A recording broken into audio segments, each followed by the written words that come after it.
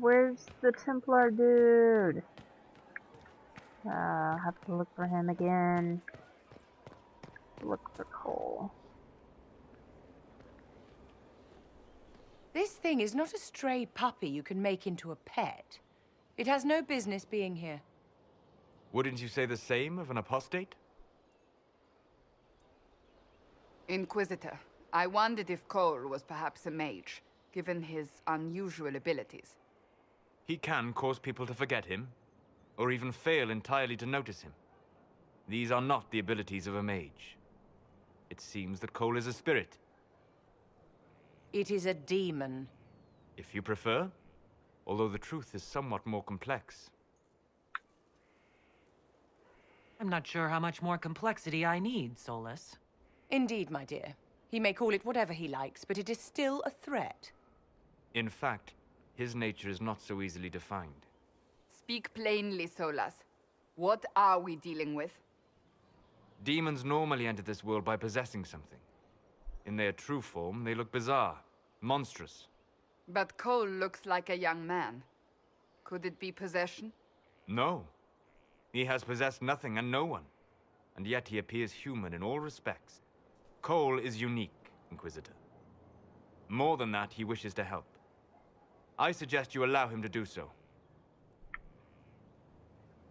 What do you mean by possession? Spirits and demons cross over from the Fade by attaching themselves to something in this world. But Cole has willfully manifested in human form without possessing anyone.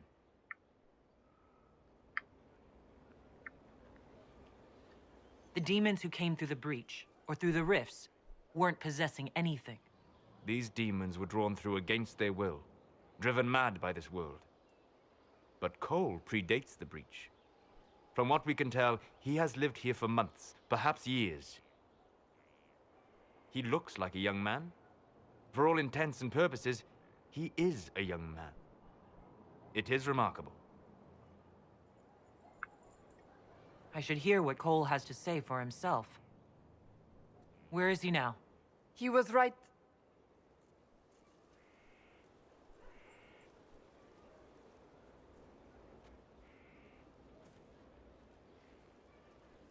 Haven. So many soldiers fought to protect the pilgrims so they could escape. Choking fear. Can't think from the medicine, but the cuts rack me with every heartbeat. Hot, white pain. Everything burns. I can't. I'm going to... I'm dying. I'm... dead.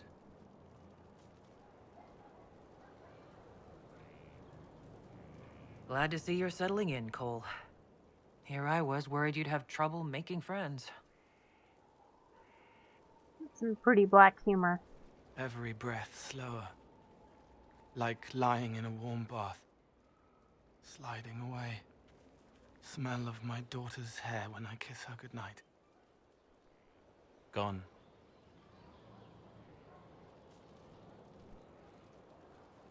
Cracked brown pain. Dry.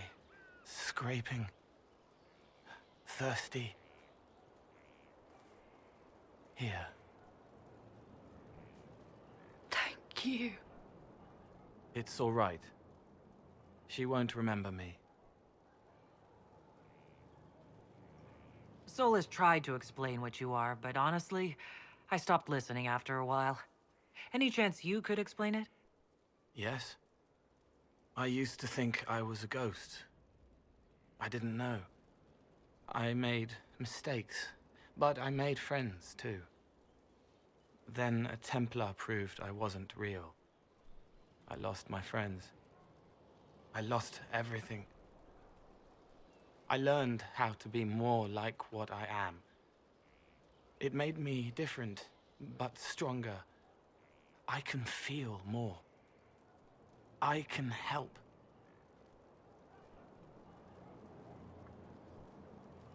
I'm keeping him. I want you out of here, Cole. Leave the Inquisition before I have you destroyed. But they need me. No one else is listening. Now! So angry. So many eyes pressing down. So much fear and hate and worry. Too many problems. At least I can remove one. Forget. I thought I was keeping him. Apparently I What brings you here? misclicked. I just wanted to see the wounded.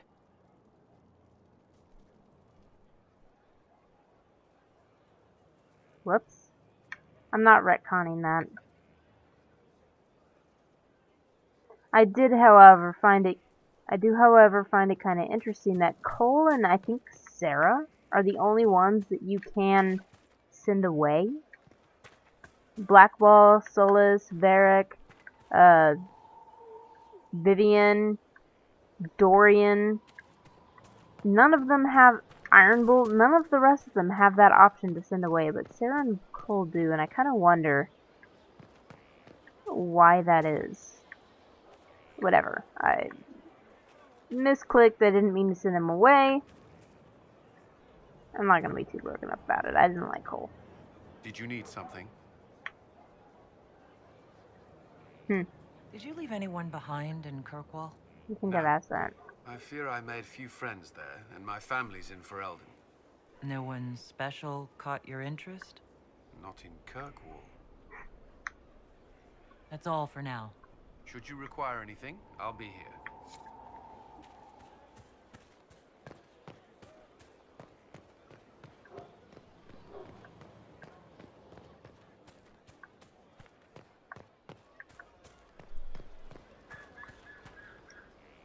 Yes?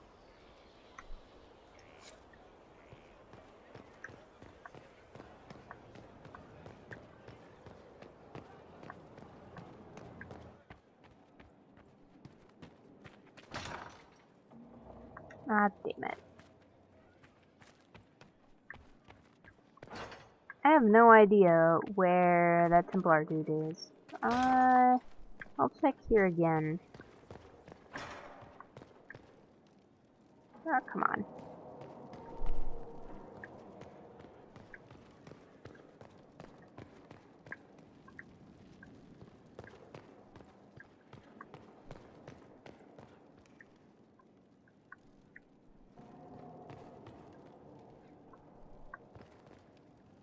I think I've already turned in research.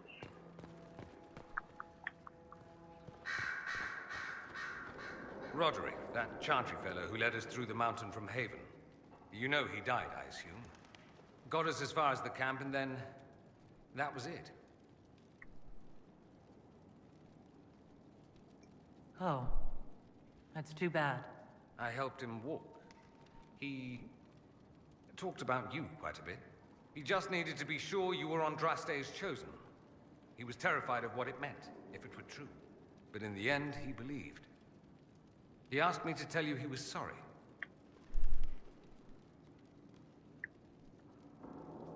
Thank you for telling me about that. I thought it was important. Anyway, we can talk about something else if you'd rather. It occurs to me that I barely know anything about you. Beyond my being a mage from Tevinter, you mean? Beyond that, yes.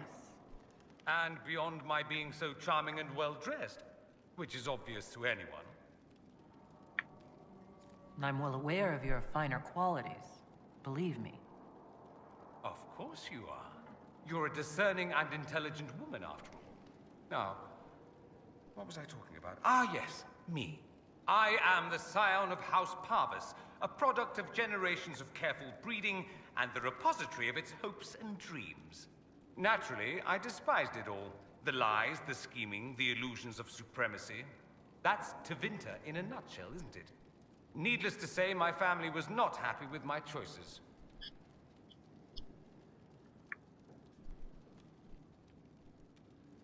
Why would your family be upset with your choices? Because I rejected their idyllic plan. If they had their way, by now I'd be married to some unlucky girl from a powerful family. We'd live in luxurious despair, despising each other as I waited to take my father's place in the magisterium. I declined the honor, and thus it's best I'm far from home. Less of an embarrassment that way, you see? What did you mean by generations of careful breeding? The great families of Tevinter don't have children. They refine traits, weed out the undesirable, and promote the rest. My mother was chosen for my father because magic runs strongly in her blood. Never mind that they loathed each other. They wanted a son who could become Archon to make House Parvis the envy of the Imperium. They got me. A cautionary tale that you should be careful what you wish for. I'm getting the impression that you don't care much for your homeland. On the contrary, I care for my homeland a great deal. There's so much potential. Sadly, we squander it. We refuse to acknowledge how far we've fallen because pretending is easier. We pretend the Qunari can be beaten. We pretend that we're superior to everyone, even our own people. Not everyone feels that way. I don't. Sadly, we're the minority. He's very passionate.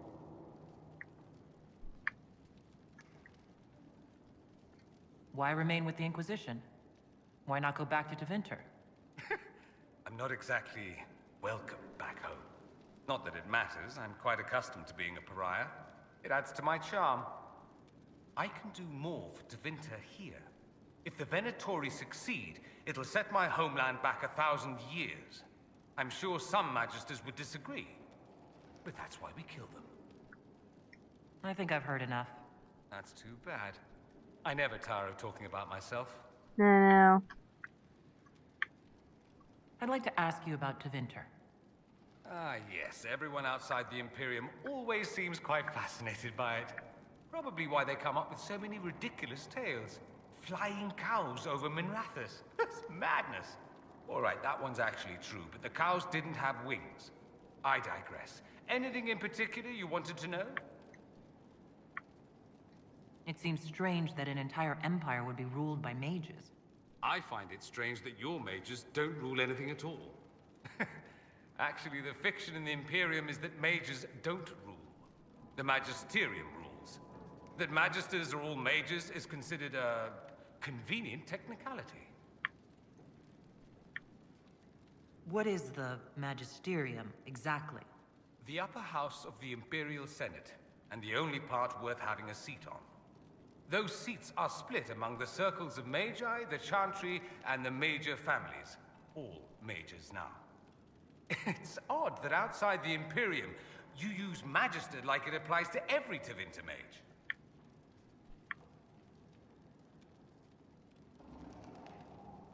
I thought the Archon ruled over the Imperium.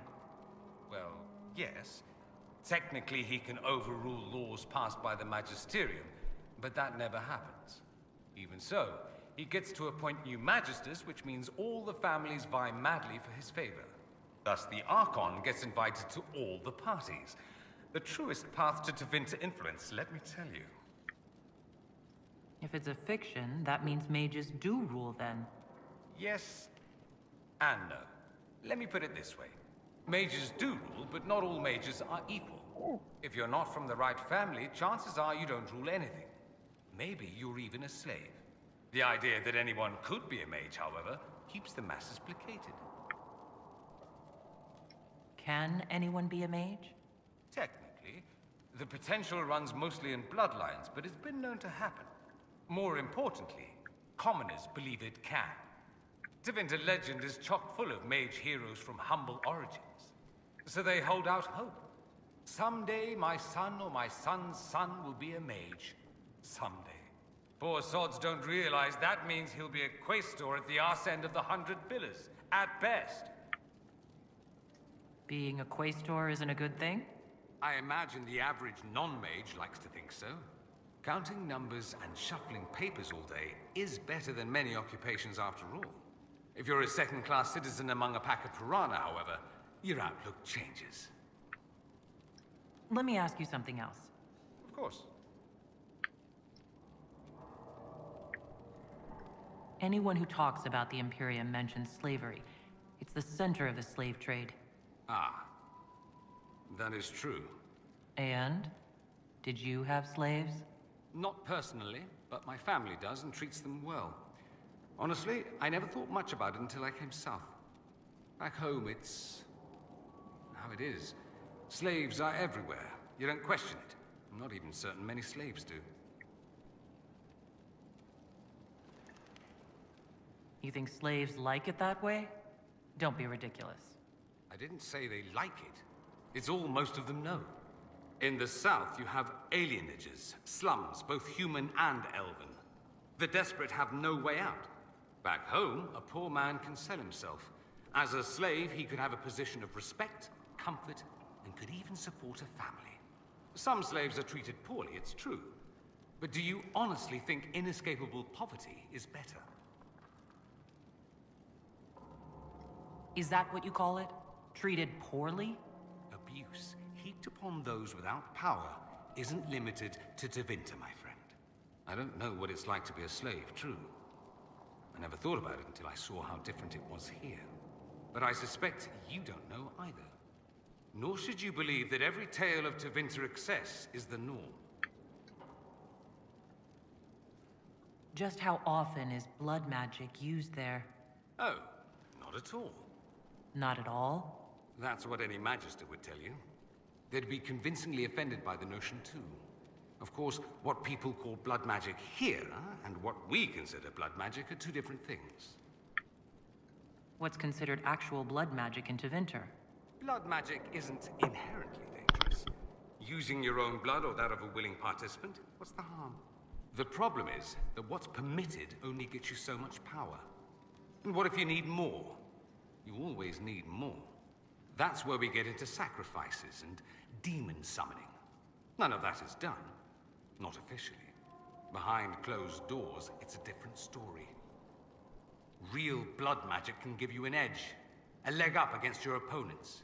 It's safe to assume that any mage of rank does it. The rest are quietly shut out of power, to put it bluntly. You'd think the Templars would object. I imagine they did, long ago. Once, their investigations might have been sincere. Then their balls were cut off. Too inconvenient. Nowadays, only the friendless are accused. And most of them probably innocent.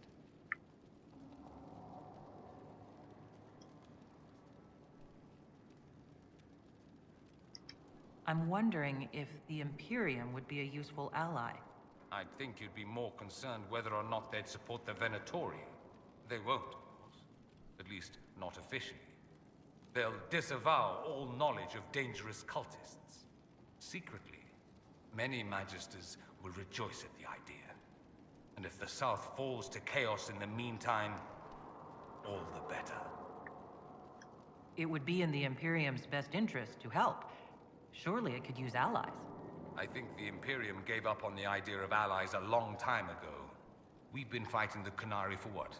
200 years off and on? It's a point of pride that we go it alone. They'll sneer at the South behind their silk handkerchiefs and say, "You've had it easy for far too long." Let's not forget that the Inquisition seems to be an arm of the Orlesian Chantry. Anathema so far as they're concerned. We're not part of the Chantry. The Chantry opposed the Inquisition's formation. You think that matters? Don't be silly. The Herald of Andraste. Your very title smacks of the Southern Chantry. You may as well be a heathen. I think they're far more frightened what you'll do if you succeed. There's an Imperial Chantry, isn't there? With its own divine. You people aren't supposed to talk about the Black Divine, are you? If you mention him outside the Imperium, people make that face, like you're urinating in public. But yes, we do have the Chantry, or a version of it. Night and day comparing it to yours. Anything else? Black Divine. Do you really call him the Black Divine? We don't call him that, oh no. In the Imperium, he's the true divine. The woman sitting on the Sunburst throne is some backwater pretender. It all stems from a disagreement over Andraste. Marvelous, isn't it? Yeah, but Andraste was basically burned at the stake by Tevinter. What would they care about Andraste? Why would they disagree over Andraste? It's not my field of expertise, But the Imperium believes Andraste was a mortal woman, a mage. Down south, they say, no, she's the bride of the Maker, ascended to his side, divine provenance, a blah blah blah. We feel better believing Andraste was one of us. Makes executing her less damning, you see. So we elected a man as divine, the South declared war, and we've been feuding cousins ever since. So, the Imperial Divine is always a man? All the better to distinguish him from that other one, yes. Don't think there aren't a number of female magisters who bristle at that. Why can't they be divine after all? Same reason you never see a man on the Sunburst throne. Because that's how it's always been done. Excellent reasoning. Do you consider yourself Andrastian? The big question. It might surprise you that I do consider myself Andrastian. I simply do not believe in the Chantry. It is a relic, whether back home or here in the South. Something from a bygone age desperately clinging to relevance. It's not an opinion that makes me popular. My character would say... I disagree. I don't think the Chantry is irrelevant. Not to most, no. Perhaps just to me. I'll say this. I may not believe in the Chantry, but I believe in you. In me? That the Maker sent you, whether through Andraste or fate. Cassandra is not wrong. You are what we needed most at the moment we needed it. That's what they will say in ages to come.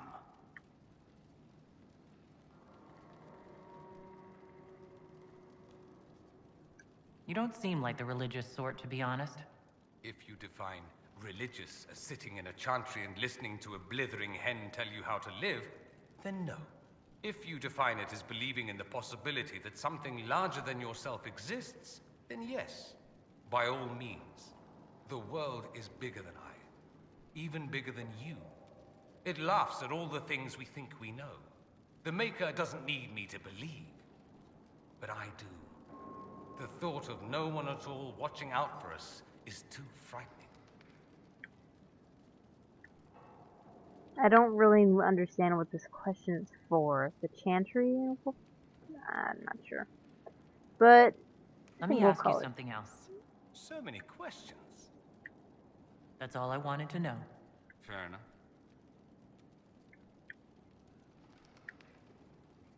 I should go. Here I thought we were just getting to the good part. Hmm.